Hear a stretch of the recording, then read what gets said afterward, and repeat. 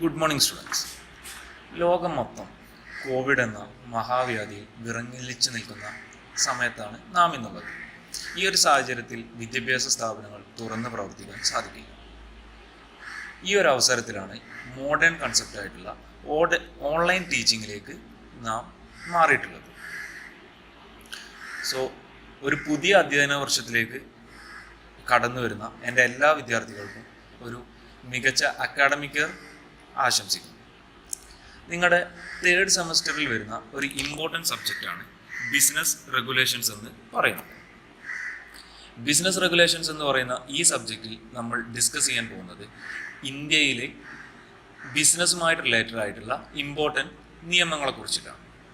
So അതിൽ തന്നെ നമ്മൾ മുഖ്യമായിട്ടും ഡിസ്കസ് ചെയ്യാൻ പോകുന്നത് the Indian Contract act 1872, the sale of goods act 1930, the consumer protection act 1986, the limited liability partnership act 2008.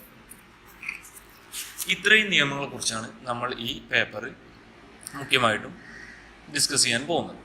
So അതിൽ ആദ്യമായിട്ട് വരുന്നത് നമ്മൾക്ക് പഠിക്കാനുള്ളത് ദ ഇന്ത്യൻ കോൺട്രാക്ട് ആക്ട് 1872 കുറിച്ചാണ്. ഇന്ത്യയിൽ ഏതെങ്കിലും ഒരു രണ്ടാൾക്കാർ തമ്മിലുണ്ടാക്കപ്പെടുന്ന കോൺട്രാക്റ്റുകളെ ഗവേൺ ചെയ്യാൻ വേണ്ടിയിട്ടാണ് Indian parliament 1872 Indian Contract Act പാസ്സാക്കിയിട്ടുള്ളത്. ഇന്ത്യയിൽ ഉണ്ടാക്കപ്പെടുന്ന ഏത് കോൺട്രാക്റ്റുകളെയും ഗവേൺ ചെയ്യുന്നത് ഈ ഇന്ത്യൻ കോൺട്രാക്ട് ആക്ട് ആണ്. സോ ഒരു ഇന്ത്യൻ കോൺട്രാക്ട് ആക്ടിൻ്റെ ബേസിസിൽ ഒരു കോൺട്രാക്റ്റ് ക്രിയേറ്റ് ചെയ്തിട്ട് ആ കോൺട്രാക്റ്റിനെ എങ്ങനെയൊക്കെ ഡിസ്ചാർജ് ചെയ്യാമെന്നുള്ളതാണ് നമ്മൾക്ക് ഈ ഒരു പുതിയ ചാപ്റ്ററായിട്ടുള്ള ഡിസ്ചാർജ് ഓഫ് എ കോൺട്രാക്ട് എന്ന ചാപ്റ്ററിൽ പഠിക്കാനുള്ളത്. So discharge of A contract means ഇന്ത്യയിൽ ക്രിയേറ്റ് ചെയ്യപ്പെട്ടിട്ടുള്ള ഒരു കോൺട്രാക്റ്റ് ഏതെല്ലാം വിധത്തിൽ ഡിസ്ചാർജ് ആവുന്നതാണ് നമ്മൾക്ക് നോക്കാനുള്ളത്. ഡിസ്ചാർജ് മീൻസ് ഒരു കോൺട്രാക്ട് ക്രിയേറ്റ് ചെയ്യപ്പെടുമ്പോൾ അതിലുള്ള എല്ലാ പാർട്ടീസിനും എന്തെങ്കിലും റൈറ്റ്സും ഒബ്ലിഗേഷൻസും ഉണ്ടാവും. ഈ റൈറ്റ്സ് ആൻഡ് ഒബ്ലിഗേഷൻസ് എപ്പോഴാണോ എൻഡിലെത്തുന്നത് അതിനെയാണ് നമ്മൾ ഡിസ്ചാർജ് ആവുക എന്ന് പറയുന്നത്. ഉദാഹരണത്തിന് രണ്ടാൾക്കാർ ഒരു കോൺട്രാക്റ്റ് ഉണ്ടാക്കി അവർ രണ്ടാൾക്കാരും അവർ ചെയ്യേണ്ട അവരുടെ ഒബ്ലിഗേഷൻസ് പെർഫോം ചെയ്ത് കഴിഞ്ഞാൽ ആ കോൺട്രാക്റ്റ് ഡിസ്ചാർജ് ആയി കഴിഞ്ഞു എന്നാണ് പറയുക. പിന്നെ ആ കോൺട്രാക്റ്റിന് ഇന്ത്യയിൽ നിലനിൽപ്പില്ല. സോ ഇങ്ങനെയാണ് ഒരു കോൺട്രാക്ട് ഡിസ്ചാർജ് ആവുക. സോ ഏതൊക്കെ ടൈപ്പിൽ നമ്മൾക്ക് ഒരു കോൺട്രാക്റ്റ് ഡിസ്ചാർജ് ആവാം എന്ന് നോക്കാം. മുഖ്യമായിട്ടും 6 ടൈപ്പിലാണ് ഒരു കോൺട്രാക്റ്റ് നമ്മൾക്ക് ഡിസ്ചാർജ് ചെയ്യാൻ കഴിയുക. First one, by performance of contract. Second one, by mutual agreement. Third one, by lapse of time. Fourth one, by operation of law. Fifth one, by impossibility of performance. Sixth one, by breach of contract. ഈ 6 ടൈപ്പിലാണ് ഇന്ത്യയിൽ ഒരു contract നമ്മൾക്ക് discharge ചെയ്യാൻ കഴിയുക. So അതിലെ first one എന്ന് പറയുന്നത് discharge by performance of contract ആണ്. Discharge by performance of contract എന്ന് പറഞ്ഞാൽ കോൺട്രാക്റ്റിൽ ഏർപ്പെട്ടിട്ടുള്ള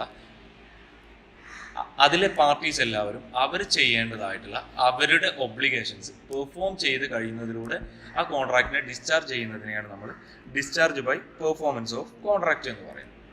ഉദാഹരണത്തിന് ഒരു കോൺട്രാക്ട് മിസ്റ്റർ എയും മിസ്റ്റർ ബിയും തമ്മിൽ ഒരു കോൺട്രാക്റ്റ് ഉണ്ടാക്കുകയാണ്. മിസ്റ്റർ എ ജൂലൈ 1 മിസ്റ്റർ ബിക്ക് 100 പുസ്തകങ്ങൾ കൈമാറുകയും മിസ്റ്റർ ബി അതിന് പകരമായിട്ട് 1000 രൂപ മിസ്റ്റർ എക്ക് കൈമാറുകയും ചെയ്യുന്നതാണ് കോൺട്രാക്ട്. സോ ജൂലൈ 1 ആയി കഴിഞ്ഞപ്പോൾ മിസ്റ്റർ എ കോൺട്രാക്റ്റിൽ പറഞ്ഞിട്ടുള്ള അദ്ദേഹത്തിൻ്റെ പെർഫോമൻസ് ആയിട്ടുള്ള അദ്ദേഹത്തിൻ്റെ ഒബ്ലിഗേഷൻ ആയിട്ടുള്ള 100 പുസ്തകങ്ങൾ മിസ്റ്റർ ബിക്ക് കൈമാറുകയും മിസ്റ്റർ ബി അതിന് പകരമായിട്ട് അദ്ദേഹത്തിൻ്റെ ഒബ്ലിഗേഷൻ ആയിട്ടുള്ള 1000 രൂപ മിസ്റ്റർ എക്ക് കൈമാറുകയും ചെയ്തു. സോ ഇതിലൂടെ അവർ രണ്ടുപേരും അവരുടെ ഒബ്ലിഗേഷൻസ് പെർഫോം ചെയ്ത് കഴിഞ്ഞു. സോ ഇങ്ങനെ ചെയ്യുന്നതിലൂടെ അവരുടെ ഈ പെർഫോമൻസിലൂടെ ഈ കോൺട്രാക്റ്റ് ഡിസ്ചാർജറായിട്ട് പോകും. അതാണ് ഫസ്റ്റ് ടൈപ്പ് ആയിട്ടുള്ള discharge by performance of contract എന്ന് പറയുന്നത്. ഇനി സെക്കൻഡ് വൺ എന്ന് പറയുന്നത് discharge by mutual agreement or consent ആണ്. ഒരു കോൺട്രാക്റ്റിലുള്ള എല്ലാ പാർട്ടീസിൻ്റെയും മ്യൂച്വൽ എഗ്രിമെന്റിലൂടെ അല്ലാന്നുണ്ടെങ്കിൽ അവരുടെ എല്ലാവരുടെയും മ്യൂച്വൽ ആയിട്ടുള്ള കൺസെന്റിലൂടെ സമ്മതത്തിലൂടെ ഒരു കോൺട്രാക്റ്റിനെ ഡിസ്ചാർജ് ചെയ്യുന്നതിനാണ് നമ്മൾ discharge by mutual agreement or consent എന്ന് പറയുന്നത്. Section 62 and section 63 of Indian Contract Act various models of mutual എഗ്രിമെന്റിനെ കുറിച്ചിട്ട് ഡിസ്കസ് ചെയ്യുന്നു. അത് ഏതൊക്കെയാണെന്ന് വെച്ചാൽ first one novation, second one rescission, third one alteration, fourth one remission, fifth one waiver and sixth one merger. So ഇങ്ങനെ mutual കൺസെൻറ്റിലൂടെ ഏതൊക്കെ വിധത്തിൽ നമുക്ക് കോൺട്രാക്റ്റ് ഡിസ്ചാർജ് ചെയ്യാൻ സാധിക്കുമെന്ന് നോക്കാം. ഫസ്റ്റ് വൺ എന്ന് പറയുന്നത് സെക്ഷൻ 62 പ്രകാരം വരുന്ന നൊവേഷനാണ്.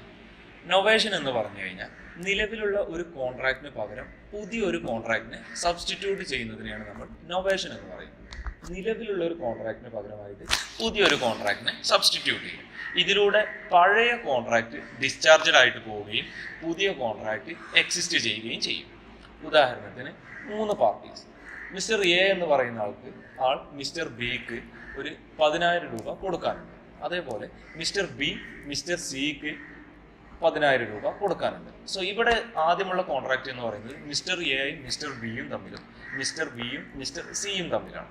ഇങ്ങനെ 2 കോൺട്രാക്റ്റിന് പകരമായിട്ട് മിസ്റ്റർ എ ഈ 3 പാർട്ടീസിൻ്റെയും കൺസെൻറ്റോട് കൂടിയിട്ട് മിസ്റ്റർ എ മിസ്റ്റർ സിക്ക് 10,000 രൂപ കൊടുക്കാനുണ്ട് എന്നുള്ള ഒരു പുതിയ കോൺട്രാക്റ്റ് ഉണ്ടാക്കുകയാണ്. ഇതിലൂടെ പഴയ കോൺട്രാക്റ്റുകളായിട്ടുള്ള മിസ്റ്റർ എയും മിസ്റ്റർ ബിയും തമ്മിലുള്ള കോൺട്രാക്റ്റും മിസ്റ്റർ ബിയും മിസ്റ്റർ സിയും തമ്മിലുള്ള കോൺട്രാക്റ്റുകളും ഡിസ്ചാർജഡ് ആയിട്ട് പോവുകയും മിസ്റ്റർ എയും മിസ്റ്റർ സിയും തമ്മിലുള്ള ഒരു പുതിയ കോൺട്രാക്ട് എക്സിസ്റ്റ് ചെയ്യുകയും ചെയ്യും.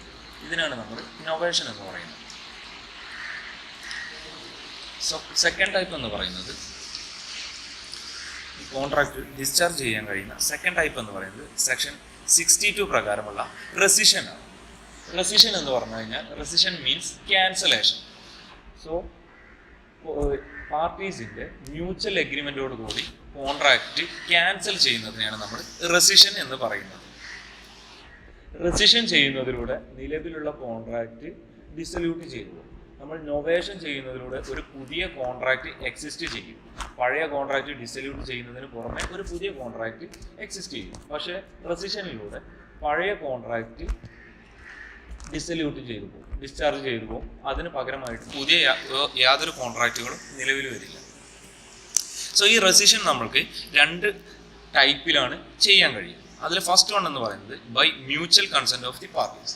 2 പാർട്ടീസും കോൺട്രാക്റ്റിലുള്ള എത്ര പാർട്ടീസാണോ അത്ര പാർട്ടീസും അവരുടെ എല്ലാവരുടെയും പരസ്പരമായിട്ടുള്ള മ്യൂച്വൽ കൺസെൻറ്റോട് കൂടിയിട്ട് ഒരു കോൺട്രാക്റ്റിനെ ക്യാൻസൽ ചെയ്യുന്നതിനാണ് by mutual consent of the parties എന്ന് പറയുന്നത്. മിസ്റ്റർ എയും മിസ്റ്റർ ബിയും തമ്മിൽ ഒരു കോൺട്രാക്റ്റ് ഉണ്ടാക്കിയിട്ടുണ്ടെങ്കിൽ അവർ രണ്ടാളുടെയും പരസ്പര സമ്മതത്തോടു കൂടി ആ കോൺട്രാക്റ്റ് ക്യാൻസൽ ചെയ്യുന്നതിനാണ് by mutual consent of the parties എന്ന് പറയുന്നത്.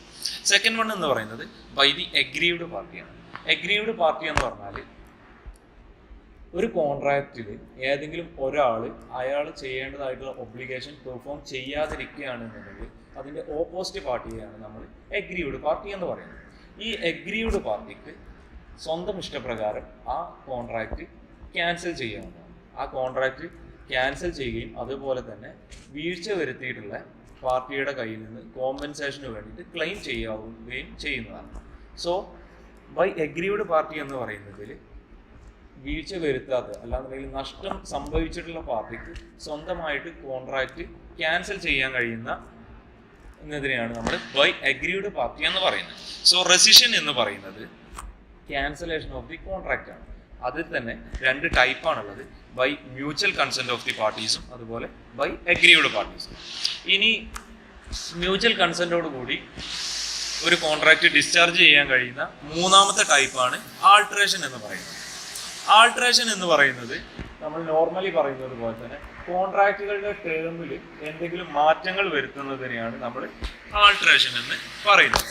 നിലവിലുള്ള കോൺട്രാക്റ്റിൻ്റെ ടേംസിൽ എന്തെങ്കിലും മാറ്റം വരുത്തുന്നതിനെയാണ് നമ്മൾ ആൾട്ടറേഷൻ എന്ന് പറയുന്നത്.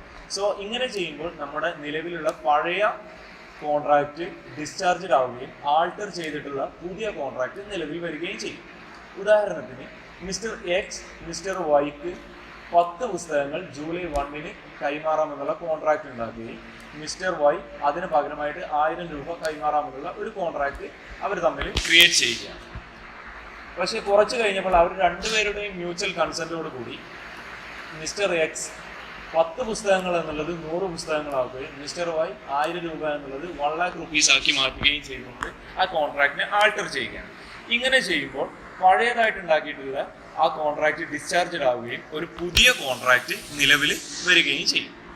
ഇതിൽ ശ്രദ്ധിക്കേണ്ട കാര്യം എന്താണെന്ന് വെച്ചാൽ ആൾട്രേഷനിൽ എല്ലായ്പ്പോഴും കോൺട്രാക്റ്റിന്റെ ടേംസിൽ മാത്രമേ മാറ്റം വരികയുള്ളൂ. ഒരിക്കലും കോൺട്രാക്റ്റിലെ പാർട്ടീസിന് തമ്മിൽ യാതൊരുവിധ മാറ്റവും വരികയില്ല. ഇനി ബൈ മ്യൂച്വൽ എഗ്രിമെന്റിലൂടെ നാലാമതായിട്ട് കോൺട്രാക്ട് ഡിസ്ചാർജ് ചെയ്യാൻ കഴിയുന്നത് റെമിഷനിലൂടെയാണ്. സെക്ഷൻ 63 പ്രകാരമാണ് റെമിഷനിലൂടെ കോൺട്രാക്ട് നമ്മൾക്ക് ഡിസ്ചാർജ് ചെയ്യാൻ കഴിയും.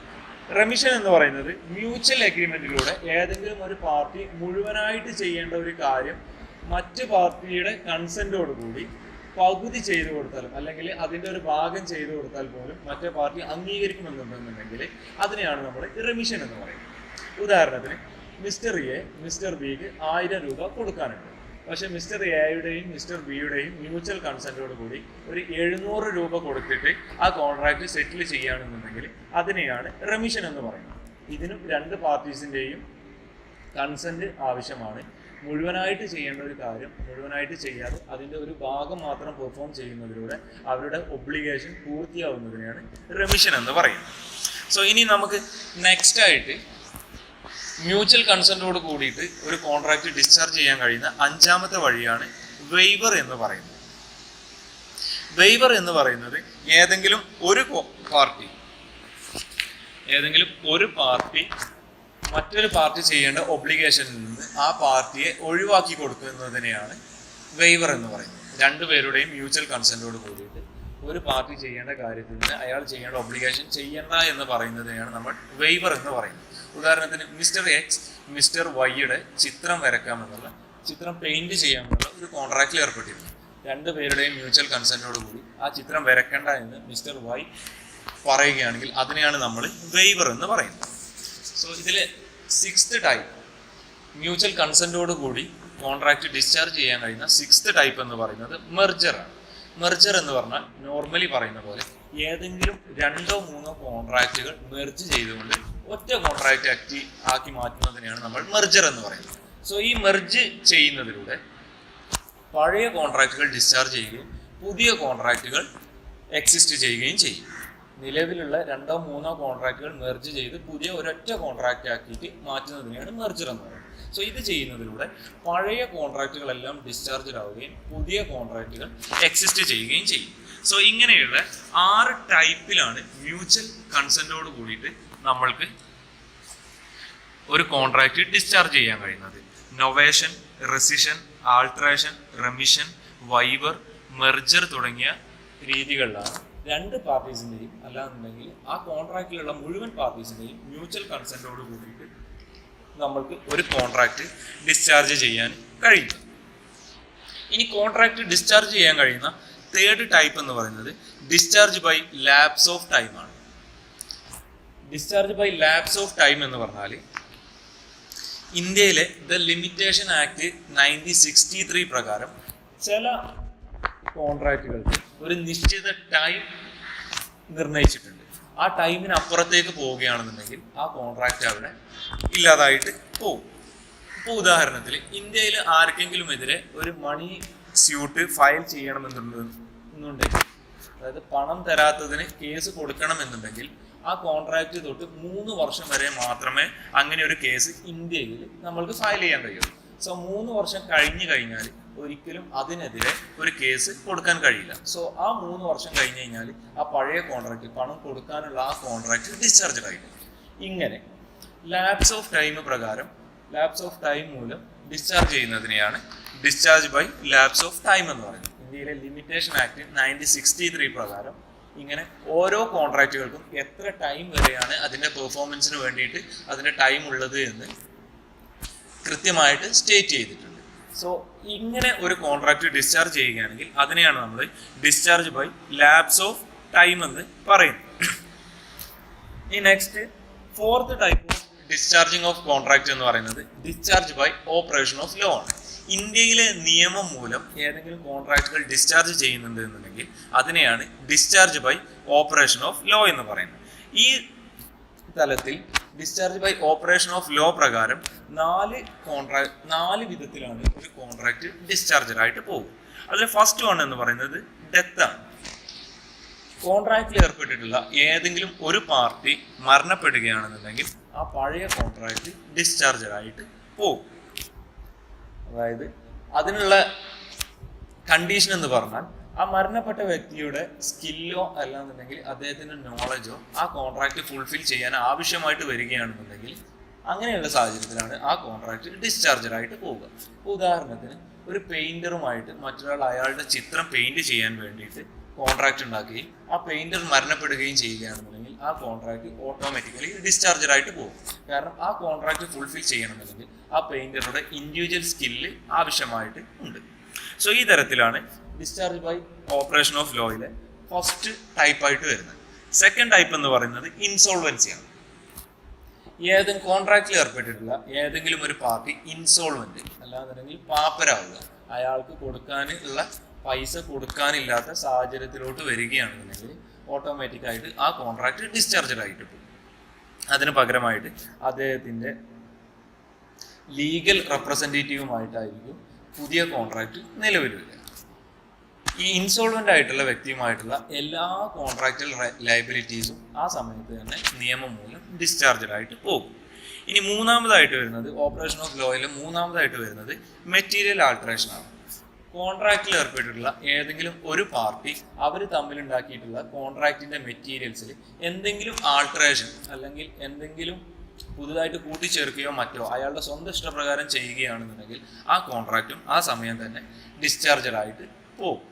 രണ്ടുപേരുടെയും മ്യൂച്വൽ കൺസെന്റോട് കൂടിയിട്ട് ആൾട്ടർ ചെയ്യുകയാണെന്നുണ്ടെങ്കിൽ നമ്മൾ മുകളിൽ പറഞ്ഞിട്ടുള്ള ടൈപ്പിലാണ് വരിക. ഇതിൽ ഒരാൾ മാത്രമാണ് ഒരാളുടെ ഇഷ്ടപ്രകാരം അയാൾ ആൾട്ടർ ചെയ്യുകയാണെന്നുണ്ടെങ്കിൽ ആ കോൺട്രാക്റ്റ് ഡിസ്ചാർജഡ് ആയിട്ട് പോവുകയും ആ മറ്റേ പാർട്ടിക്ക് അഗ്രീഡ് പാർട്ടിക്ക് അതിനെതിരെ കോമ്പൻസേഷന് വേണ്ടിയിട്ട് ക്ലെയിം ചെയ്യുകയും ചെയ്യാവുന്നതാണ്. പിന്നെ ഫോർത്ത് ടൈപ്പ് എന്ന് പറയുന്നത് മെർജർ ഓഫ് റൈറ്റ്സ് ആണ്. ഏതെങ്കിലും ഒരു പാർട്ടിക്കുള്ള റൈറ്റ്സ് ഒരു ഇൻഫീരിയർ റൈറ്റ് ഒരു സുപ്പീരിയർ റൈറ്റുമായിട്ട് മെർജ് ചെയ്യുകയാണെന്നുണ്ടെങ്കിൽ ആ ഇൻഫീരിയർ റൈറ്റിന് വേണ്ടിയിട്ടുള്ള കോൺട്രാക്റ്റ് നിയമം മൂലം ബൈ ഓപ്പറേഷൻ ഓഫ് ലോ മൂലം ഡിസ്ചാർജഡ് ആയിട്ട് പോകും. ഉദാഹരണത്തിന് ഏതെങ്കിലും ഒരാളെ ഒരു കോളേജിൽ പാർട്ട് ടൈം ലെക്ചറായിട്ട് അപ്പോയിന്റ് ചെയ്യുക. സോ അപ്പോൾ അവിടെ ഉണ്ടാവുന്ന കോൺട്രാക്റ്റ് എന്ന് പറയുന്നത് അയാളെ പാർട്ട് ടൈം ലെക്ചറിങ്ങിന് വേണ്ടിയിട്ടുള്ള കോൺട്രാക്റ്റ് ആണ്. കുറച്ച് ഒരു 3 മാസം കഴിഞ്ഞപ്പോൾ അദ്ദേഹത്തെ ഫുൾ ടൈം ലെക്ചറായിട്ട് അപ്പോയിന്റ് ചെയ്യുകയാണെന്നുണ്ടെങ്കിൽ അയാളുടെ ഇൻഫീരിയർ റൈറ്റിനെ സുപ്പീരിയർ റൈറ്റിലേക്ക് കൂട്ടിച്ചേർക്കുകയാണ് ചെയ്തത്, മെർജ് ചെയ്യുകയാണ് ചെയ്തത്. ഈ സാഹചര്യത്തിൽ അദ്ദേഹത്തിന് ഇൻഫീരിയർ റൈറ്റ് ആയിട്ടുള്ള പാർട്ട് ടൈം ജോബ് എന്നുള്ളതിന്റെ കോൺട്രാക്റ്റ് ഡിസ്ചാർജ് ആയിട്ട് പോകും. സോ ഈ 4 സാഹചര്യങ്ങളിലാണ് ഇന്ത്യയിലെ ലോ പ്രകാരം discharge by operation of law പ്രകാരം ഒരു കോൺട്രാക്റ്റ് ഡിസ്ചാർജഡ് ആയിട്ട് പോകുന്നത്. ഇനി ഇന്ത്യയിൽ കോൺട്രാക്ട് ഡിസ്ചാർജ് ചെയ്യാനുള്ള 5ാമത്തെ ടൈപ്പ് എന്ന് പറയുന്നത് discharge by impossibility of performance ആണ്. ഇമ്പോസിബിലിറ്റി ഓഫ് പെർഫോമൻസ് എന്ന് പറഞ്ഞു കഴിഞ്ഞാൽ ഏതെങ്കിലും ഒരു കാര്യം ചെയ്യാൻ കഴിയാതെ വരുന്നതിനെയാണ് ഇമ്പോസിബിലിറ്റി ഓഫ് പെർഫോമൻസ് എന്ന് പറയുന്നത്. ചില സാഹചര്യങ്ങളിൽ കോൺട്രാക്ട് ഉണ്ടാക്കിയതിന് ശേഷം ഇങ്ങനെ ഇമ്പോസിബിലിറ്റി ഓഫ് പെർഫോമൻസ് വരികയാണെന്നുണ്ടെങ്കിൽ ആ കോൺട്രാക്റ്റും ഓട്ടോമാറ്റിക്കലി ഡിസ്ചാർജഡ് ആയിട്ട് പോകും. ഈ ഇമ്പോസിബിലിറ്റി ഓഫ് പെർഫോമൻസ് തന്നെ 2 ടൈപ്പിലാണുള്ളത്. ഇനീഷ്യൽ ഇമ്പോസിബിലിറ്റിയും അതേപോലെ സബ്സീക്വന്റ് ഓർ സൂപ്പർവീനിങ് ഇമ്പോസിബിലിറ്റിയും. ഇനീഷ്യൽ ഇമ്പോസിബിലിറ്റി എന്ന് പറയുന്നത് ഒരു കോൺട്രാക്റ്റ് ഉണ്ടാക്കുമ്പോൾ തന്നെ അതിൽ പെർഫോം ചെയ്യേണ്ട കാര്യം ഇമ്പോസിബിൾ ആണ് എന്നുണ്ടെങ്കിൽ, അല്ലാന്നുണ്ടെങ്കിൽ ആ പെർഫോമൻസ് ഇമ്പോസിബിൾ ആണ് എന്നുണ്ടെങ്കിൽ, കോൺട്രാക്റ്റ് ഉണ്ടാക്കുന്ന സമയത്ത് തന്നെ ഇമ്പോസിബിൾ ആണ് എന്നുണ്ടെങ്കിൽ അതിനെയാണ് നമ്മൾ ഇനീഷ്യൽ ഇമ്പോസിബിലിറ്റി എന്ന് പറയുന്നത്. നമ്മുടെ കോൺട്രാക്ട് ആക്ട് 1872 സെക്ഷൻ 56 പ്രകാരം an agreement to do an impossible act is void എന്നാണ് പറയുന്നത്. അതായത് ഇമ്പോസിബിൾ ആയിട്ടുള്ള ഒരു കാര്യം ചെയ്യാൻ വേണ്ടിയിട്ട് ഒരു എഗ്രിമെന്റ് ഉണ്ടാക്കുകയാണെന്നുണ്ടെങ്കിൽ അത് വോയിഡ് ആണ് എന്നാണ് പറയുന്നത്. സോ ഇനീഷ്യൽ ഇമ്പോസിബിലിറ്റി എന്ന് പറയുന്നത് കോൺട്രാക്ട് ഉണ്ടാക്കുന്ന സമയത്ത് തന്നെ ആ കാര്യം ചെയ്യേണ്ട പെർഫോമൻസ് അല്ലെങ്കിൽ ഒബ്ലിഗേഷൻസ് ഇമ്പോസിബിൾ ആണ് എന്നുണ്ടെങ്കിൽ അതിനെയാണ് നമ്മൾ ഇനീഷ്യൽ ഇമ്പോസിബിലിറ്റി എന്ന് പറയുന്നത്. ഇനീഷ്യൽ ഇമ്പോസിബിലിറ്റി 2 തരത്തിലാണ് ഉള്ളത്. ഫസ്റ്റ് വൺ എന്ന് പറയുന്നത് നോൺ ഇമ്പോസിബിലിറ്റി ആണ്. നോൺ ഇമ്പോസിബിലിറ്റി എന്ന് പറഞ്ഞാൽ കോൺട്രാക്ട് ഉണ്ടാക്കുന്ന സമയത്ത് തന്നെ 2 പാർട്ടീസും അല്ല എന്നുണ്ടെങ്കിൽ ആ കോൺട്രാക്റ്റിൽ ഉൾപ്പെട്ടിട്ടുള്ള എല്ലാ പാർട്ടീസിനും ആ കാര്യം ഇമ്പോസിബിൾ ആണ് എന്ന് അറിയുമെങ്കിൽ അതിനെയാണ് നമ്മൾ നോൺ ഇമ്പോസിബിലിറ്റി എന്ന് പറയുന്നത്. ഈ അഗ്രിമെന്റ് ഒരു വോയിഡർ ഇനീഷ്യോ ആയിട്ടാണ് വരുന്നത്. കോൺട്രാക്ട് ഉണ്ടാക്കുന്ന സമയത്ത് തന്നെ 2 ആ കോൺട്രാക്റ്റിലുള്ള എല്ലാ പാർട്ടീസും ആ കാര്യം ചെയ്യേണ്ട കാര്യം ഇമ്പോസിബിൾ ആണ് എന്ന് അറിയുമെങ്കിൽ അതിനെയാണ് നമ്മൾ നോൺ ഇമ്പോസിബിലിറ്റി എന്ന് പറയുന്നത്. സെക്കൻഡ് ടൈപ്പായിട്ട് വരുന്ന ഇനീഷ്യൽ ഇമ്പോസിബിലിറ്റിയിലെ സെക്കൻഡ് ടൈപ്പായിട്ട് വരുന്നതാണ് അൺനോൺ ഇമ്പോസിബിലിറ്റി. കോൺട്രാക്റ്റ് ഉണ്ടാക്കുന്ന സമയത്ത് പാർട്ടീസിന് ഈ കാര്യം ചെയ്യുന്നത് ഇമ്പോസിബിൾ ആണ് എന്നുള്ള കാര്യം അറിയില്ല എങ്കിൽ അതിനെ പറയുന്ന പേരാണ് അൺനോൺ ഇമ്പോസിബിലിറ്റി എന്ന് പറയുന്നത്. കോൺട്രാക്റ്റ് ഉണ്ടാക്കുന്ന സമയത്ത് ആ കോൺട്രാക്റ്റിൽ ഉൾപ്പെട്ടിട്ടുള്ള പാർട്ടീസിന് ആ ഒബ്ലിഗേഷൻ പെർഫോം ചെയ്യൽ ഇമ്പോസിബിൾ ആണെന്ന് അറിയില്ല എങ്കിൽ അതിനെയാണ് നമ്മൾ അൺനോൺ ഇമ്പോസിബിലിറ്റി എന്ന് പറയുന്നത്. എപ്പോഴാണോ ആ ഇമ്പോസിബിലിറ്റി ഫൈൻഡ് ചെയ്യുന്നത് ആ സമയത്ത് തന്നെ ആ കോൺട്രാക്റ്റ് വോയിഡ് ആയിട്ട് മാറും. എപ്പോഴാണോ ആ ചെയ്യേണ്ട ആക്ട് ഇമ്പോസിബിൾ ആണ് എന്ന് ഫൈൻഡ് ചെയ്യുന്നത് ആ സമയത്ത് തന്നെ ആ കോൺട്രാക്റ്റ് വോയിഡ് ആയിട്ട് മാറും. ഉദാഹരണത്തിന് മിസ്റ്റർ എ മിസ്റ്റർ ബിയുമായിട്ട് മിസ്റ്റർ എയുടെ കുതിരയെ മിസ്റ്റർ ബിക്ക് വിൽക്കാൻ വേണ്ടിയിട്ട് ഒരു കോൺട്രാക്റ്റ് ഉണ്ടാക്കി. കോൺട്രാക്റ്റ് ഉണ്ടാക്കുന്ന സമയത്ത് ഇവർക്ക് അറിയില്ലായിരുന്നു മിസ്റ്റർ എയുടെ കുതിരയ്ക്ക് എന്തെങ്കിലും പ്രോബ്ലം ഉള്ള കാര്യം. സോ കോൺട്രാക്റ്റ് ഉണ്ടാക്കുന്ന സമയത്ത് തന്നെ ഈ മിസ്റ്റർ എയുടെ കുതിര ഡെഡായി കഴിഞ്ഞാൽ അതിനാണ് നമ്മൾ അൺനോൺ ഇമ്പോസിബിലിറ്റി എന്ന് പറയുന്നത്. ഇതിൽ ശ്രദ്ധിക്കേണ്ട കാര്യം, കോൺട്രാക്റ്റ് ഉണ്ടാക്കുന്ന സമയത്ത് മിസ്റ്റർ എക്കോ മിസ്റ്റർ ബിക്കോ ആ കുതിര ഡെഡായിട്ടുള്ള കാര്യം അറിയില്ലായിരുന്നു. പക്ഷെ കോൺട്രാക്റ്റ് ഉണ്ടാക്കി കഴിഞ്ഞതിന് ശേഷമാണ് ആ ഹോഴ്സ് ഡെഡായിട്ടുള്ള കാര്യം മനസ്സിലാക്കുന്നത്. സോ എപ്പോഴാണോ ആ ഡെഡായിട്ടുള്ള കാര്യം മനസ്സിലാക്കുന്നത് ആ നിമിഷം മുതൽ ആ കോൺട്രാക്റ്റ് വോയിഡ് ആയിട്ട് മാറും. സോ ഇനീഷ്യൽ ഇമ്പോസിബിലിറ്റിയിൽ ഇങ്ങനെ നോൺ ഇമ്പോസിബിലിറ്റിയും അൺനോൺ ഇമ്പോസിബിലിറ്റിയുമാണ് ഉള്ളത്. ഇനി സെക്കൻഡ് വൺ എന്ന് പറയുന്നത് ഇമ്പോസിബിലിറ്റിയിലെ സെക്കൻഡ് ടൈപ്പ് എന്ന് പറയുന്നത് സബ്സീക്വന്റ് ഓർ സൂപ്പർവീനിങ് ഇമ്പോസിബിലിറ്റിയാണ്. സബ്സീക്വന്റ് ഓർ സൂപ്പർവീനിങ് ഇമ്പോസിബിലിറ്റി എന്ന് പറയുന്നത് കോൺട്രാക്ട് ഉണ്ടാക്കുന്ന സമയത്ത് അവർ ചെയ്യേണ്ട ഒബ്ലിഗേഷൻസ് ചെയ്യുന്നതിന് പോസിബിൾ ആയിരുന്നു. പക്ഷെ അവരുടെ കൺട്രോളിലല്ലാത്ത എന്തെങ്കിലും ഒരു കാരണം കൊണ്ട് ആ ആക്ട് ഇമ്പോസിബിൾ ആവുകയാണെന്നുണ്ടെങ്കിൽ അതിനെ പറയുന്ന പേരാണ് സബ്സീക്വന്റ് ഓർ സൂപ്പർവീനിങ് ഇമ്പോസിബിലിറ്റി എന്ന് പറയുന്നത്. കോൺട്രാക്റ്റ് ഉണ്ടാക്കുന്ന സമയത്ത്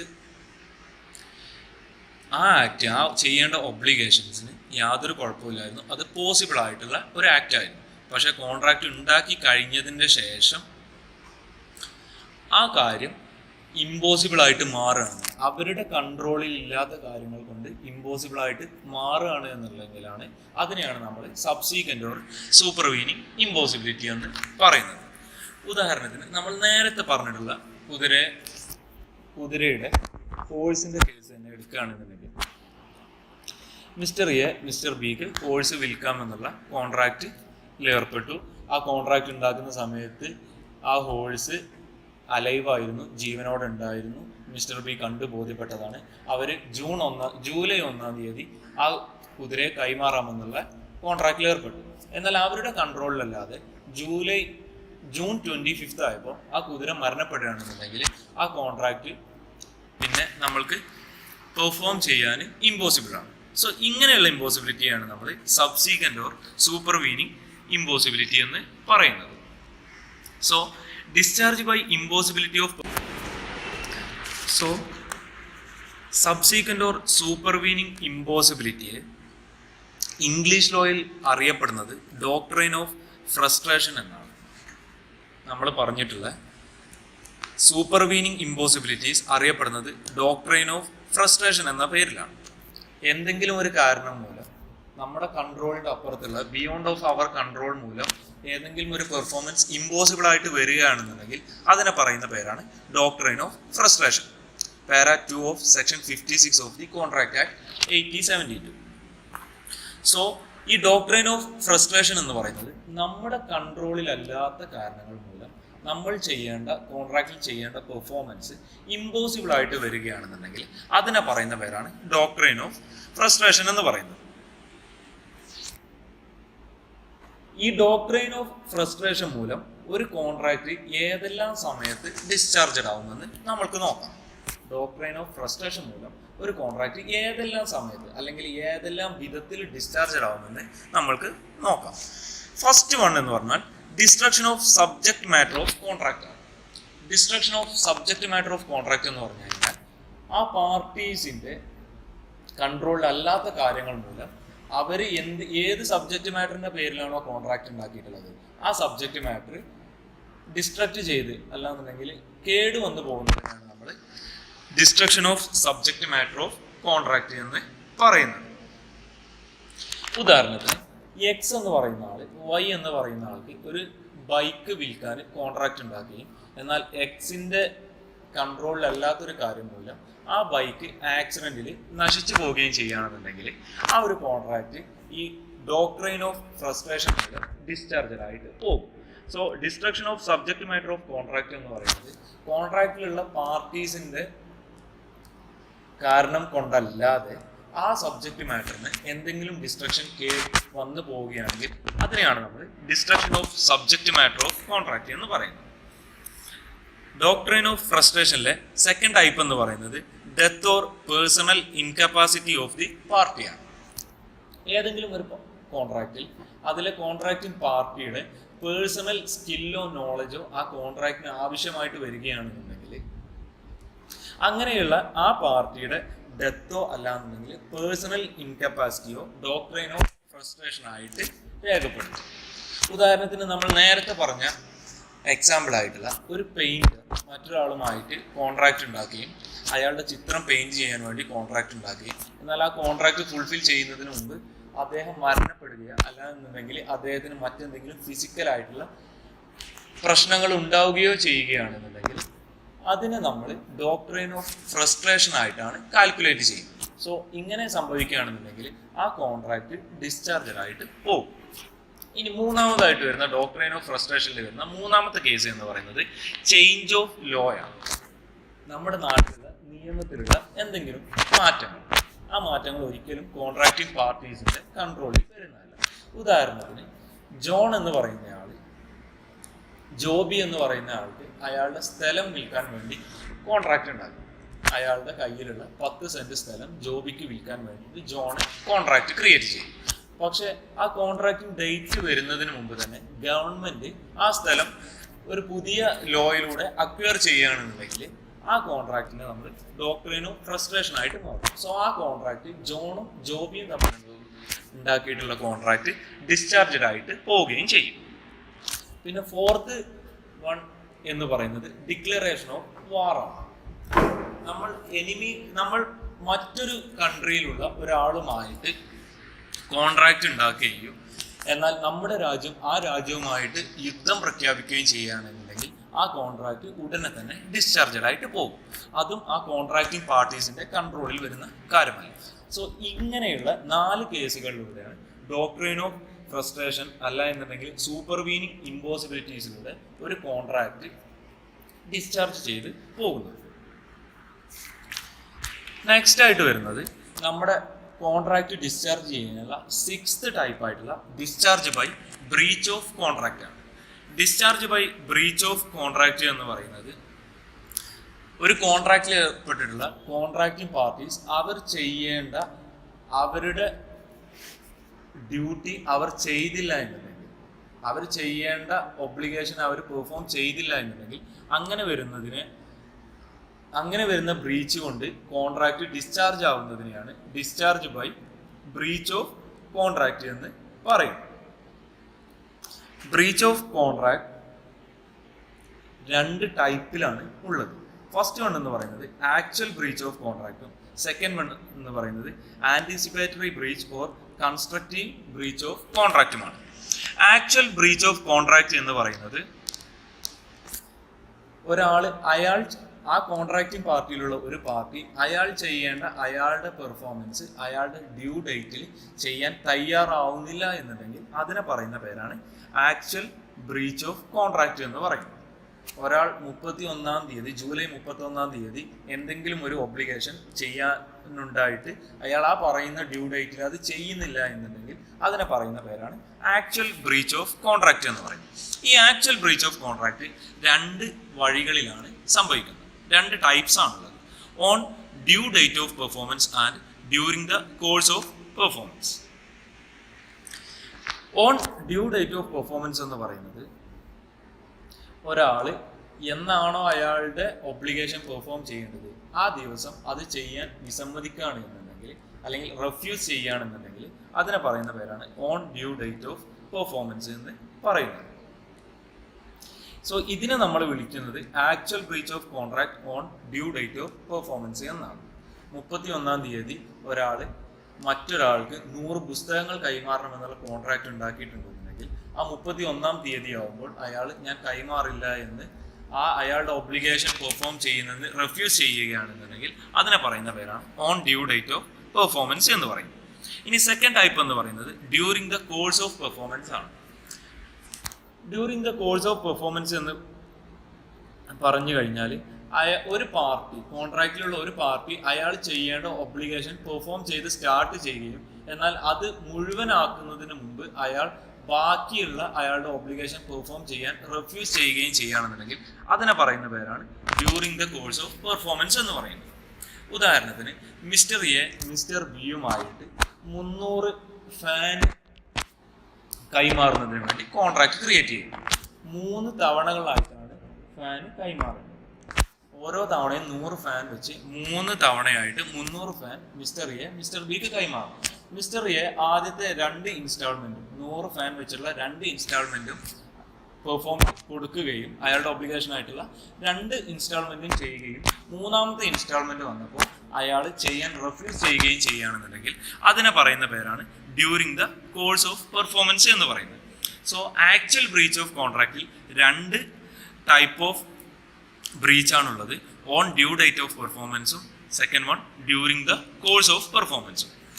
ഇനി ബ്രീച്ച് ഓഫ് കോൺട്രാക്റ്റിലെ സെക്കൻഡ് ടൈപ്പ് ആയിട്ട് വരുന്നത് anticipatory breach or constructive breach of contract ആണ്. ആന്റിസിപ്പേറ്ററി ബ്രീച്ച് എന്ന് പറഞ്ഞു കഴിഞ്ഞാൽ ഡ്യൂ ഡേറ്റ് ആകുന്നതിന് മുമ്പ് തന്നെ ഒരു കോൺട്രാക്റ്റിലുള്ള പാർട്ടി പെർഫോം ചെയ്യേണ്ട അയാളുടെ ഒബ്ലിഗേഷൻ പെർഫോം ചെയ്യില്ല എന്ന് മറ്റേ പാർട്ടിയെ അറിയിക്കുന്നതിനെയാണ് ആന്റിസിപ്പേറ്ററി ബ്രീച്ച് എന്ന് പറയുന്നത്. 31-ാം തീയതിയാണ് ഡ്യൂ ഡേറ്റ് എങ്കിൽ അതിനു മുമ്പ് തന്നെ ഞാൻ ആ പെർഫോമൻസ് ചെയ്യില്ല എന്നുള്ള കാര്യം ഓപ്പോസിറ്റ് പാർട്ടിയെ അറിയിക്കുന്നതിനെയാണ് ആന്റിസിപ്പേറ്ററി ബ്രീച്ച് എന്ന് പറയുന്നത്. Anticipatory breach or constructive breach എന്ന് പറയുന്നത്. സോ ഇങ്ങനെ ആന്റിസിപ്പേറ്ററി ബ്രീച്ച് സംഭവിക്കുകയാണ് എന്നുണ്ടെങ്കിൽ അഗ്രീവ്ഡ് പാർട്ടിക്ക് അല്ലാന്നുണ്ടെങ്കിൽ പ്രോമിസിക്ക് 2 കാര്യങ്ങളാണ് ചെയ്യാൻ കഴിയുന്നത്. ഇന്ത്യൻ കോൺട്രാക്ട് ആക്ട് പ്രകാരം ഇങ്ങനെ ഒരു ആന്റിസിപ്പേറ്ററി ബ്രീച്ച് സംഭവിക്കുകയാണെങ്കിൽ ആ പാർട്ടിക്ക് 2 കാര്യങ്ങളാണ് ചെയ്യാൻ കഴിയുന്നത്. അഗ്രീവ്ഡ് പാർട്ടിക്ക് 2 കാര്യങ്ങളാണ് ചെയ്യാൻ കഴിയുന്നത്. ഒന്ന് എന്നുണ്ടെങ്കിൽ ആ സമയത്ത് തന്നെ ഞാൻ ആ പെർഫോമൻസ് ചെയ്യില്ല എന്ന് പറയുന്ന സമയത്ത് തന്നെ ആ ഹോൾ കോൺട്രാക്ട് ബ്രോക്കൺ ആയിട്ടും ആ ഹോൾ കോൺട്രാക്ട് ഡിസ്ചാർജഡ് ആയിട്ട് കരുതിയിട്ട് ഡാമേജസിന് വേണ്ടിയിട്ട് അപ്പോൾ തന്നെ ക്ലെയിം ചെയ്യും. എപ്പോഴാണോ ഞാൻ പെർഫോം ചെയ്യില്ല എന്ന് പറയുന്നത് ആ സമയത്ത് തന്നെ ആ കോൺട്രാക്റ്റ് ബ്രോക്കൺ ആയിട്ട് അല്ല എന്നുണ്ടെങ്കിൽ ഡിസ്ചാർജഡ് ആയിട്ട് കാൽക്കുലേറ്റ് ചെയ്തിട്ട് ഡാമേജസിന് വേണ്ടിയിട്ട് അപ്പോൾ തന്നെ ക്ലെയിം ചെയ്യാവുന്നതാണ്.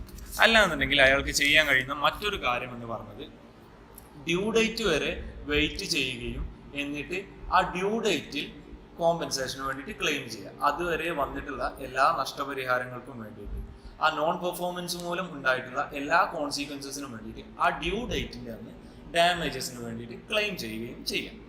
ഇങ്ങനെയുള്ള 2 കാര്യങ്ങളാണ് ഒരു അഗ്രീവ്ഡ് പാർട്ടിക്ക് ആന്റിസിപ്പേറ്ററി ബ്രീച്ച് സംഭവിക്കുന്ന സമയത്ത് ചെയ്യാൻ കഴിയും. സോ നമ്മുടെ ഇന്ത്യൻ കോൺട്രാക്ട് ആക്ട് 8072 പ്രകാരം ക്രിയേറ്റ് ചെയ്യപ്പെട്ടിട്ടുള്ള ഒരു കോൺട്രാക്റ്റ് ഡിസ്ചാർജ് ചെയ്യാൻ 6 വഴികളാണ് ഉള്ളത്. First one by performance, second one by agreement, third one by lapse of time, fourth one by operation of law, fifth one by impossibility of performance, sixth one by breach of contract.